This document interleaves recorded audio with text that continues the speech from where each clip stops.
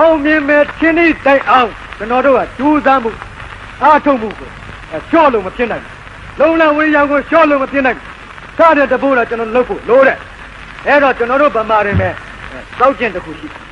ဘာစောက်ကျင်တစ်ခုရှိလဲဆိုရင်ဒါလည်းပဲကျွန်တော်တို့ကျွန်ပြစ်ခဲ့ရတဲ့အတွက်ဖြစ်တာဖြစ်ခြင်းဖြစ်မယ်ဒါလည်းဆိုတော့ကျွန်တော်ဂျပန်ကစ်တုန်းကလေပြိုင်ပွဲပသိမ်ဘက်မဲ့သွားတဲ့အခါလေပြိုင်ပွဲကြီးခဲ့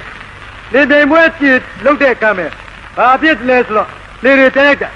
အစင်းတင်လိုက်တဲ့အခါမဲ့နိုင်တဲ့စင်းကပန်းတိုင်မရောက်သေးဘူးရှေ့ကိုနည်းနည်းရောက်တယ်ဆိုရင်ပဲတက်ထောင်ကြွားတာတက်ထောင်တကရှုံးတဲ့နောက်ကျနေတဲ့လေကလည်းပဲပန်းတိုင်မရောက်သေးဘူးဟဲ့လားကြိုးစားမယ်ဆိုရင်ကြိုးစားနိုင်နေတယ်မကြိုးစားခြင်းတော့ဘူးကျုံးမှာပါပဲကွာဆိုခြေပြစ်လက်ပြစ်လို့တဲမခတ်ခြင်းတော့ဟဲ့လားဒါပါလဲဆိုရင်တကယ်တိုင်းပြည်ထူထောင်တဲ့နေရာမဲ့လွတ်လပ်တဲ့လူမျိုးနဲ့ထိုက်တန်တဲ့စိတ်ဓာတ်မျိုးမဟုတ်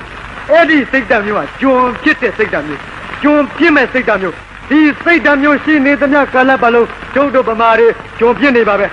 လွတ်လပ်ရေးရရင်လည်းပဲမြန်ပြန်ကျွန်ဖြစ်မှာပဲဟုတ်လားလွတ်လပ်ရေးနောက်ဆုံးတစ်နေ့မကျုံးသည့်တိုင်အောင်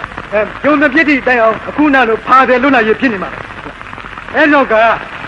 ဘယ်လိုလဲဆိုလို့ရှိရင်ဒီကအပြင့်ကအဲ့ဒီလိုဟလာနည်းနည်းလေးနိုင်လာလိုက်တယ်ရှေ့ကသားလာလိုက်တယ်ဆိုရင်တက်ထောင်ခြင်းနဲ့အကျင့်ရှိအဲ့တော့လေတလေရတော့အဲ့လိုရှေ့ကသားလာလို့တက်ထောင်မိတာနဲ့ဟာပွဲတစ်ပွဲမှာကျုံးကိုသွားအဲ့ဒီအဖြစ်ဖြစ်